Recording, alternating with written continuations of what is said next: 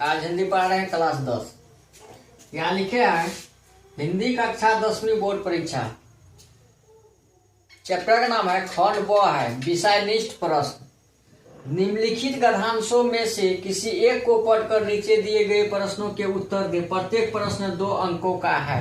फिर से एक बार बता रहे हैं, यहाँ हिंदी कक्षा 10वीं बोर्ड परीक्षा खंड है ब नंबर में विषय निष्ठ प्रश्न। निम्नलिखित गद्यांशों में से किसी एक को पढ़कर नीचे दिए गए प्रश्नों के उत्तर दे। प्रत्येक प्रश्न 2 अंकों का है। प्रश्न नंबर 3 में है किन चित्रणों में सूर्य का प्रेम छलक छलक पड़ता है। प्रश्न में है किन चित्रणों में सूर्य का प्रेम छलक छलक पड़ता है। उत्तर में लिखिए, यहाँ हम कुछ लिखे हैं, आगे वो भी बता रहे हैं।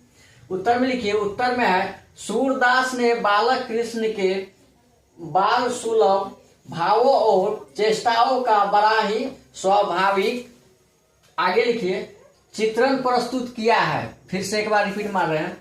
प्रश्न है यहाँ किन चित्रणों में सूर्य का प्रेम छलक छलक पड़ता है। उत्तर में लिखिए सूरदास ने बालक कृष्ण के बाल सुलभ भावों और चेष्टाओं का बड़ा ही स्वाभाविक चित्रण प्रस्तुत किया है। आगे लिखिए साथ ही उन्होंने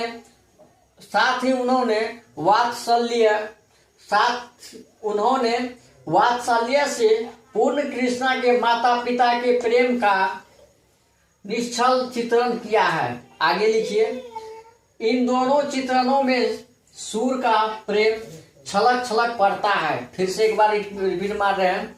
यहाँ लिखे हैं हिंदी कक्षा 10वीं बोर्ड परीक्षा खंड ब नंबर में है विषय निष्ठ प्रश्न। निम्नलिखित गद्यांशों में से किसी एक को पढ़कर नीचे दिए गए प्रश्नों के उत्तर दे। प्रत्येक प्रश्न 2 अंकों का है। प्रश्न नंबर 3 में है किन चित्रणों में सूर्य का प्रेम छलक छलक पड़ता है। प्रश्न में है किन चित्रणों में सूर्य का प्रेम छलक छलक पड़ता है। उत्तर में लिखिए सूरदास ने बालक कृष्ण के बाल सुलभ भावों और चेष्टाओं का बड़ा ही स्वाभाविक चित्रण प्रस्तुत किया है। आगे लिखिए साथ ही उन्होंने वात्सल्य से पूर्ण कृष्णा के माता पिता के प्रेम का निश्चल चित्रण किया है। आगे लिखिए इन दोनों चित्रणों में सूर्य का प्रेम छलक छलक पड़ता है। ये उत्तर है। प्रश्न है यहाँ किन चित्रणों में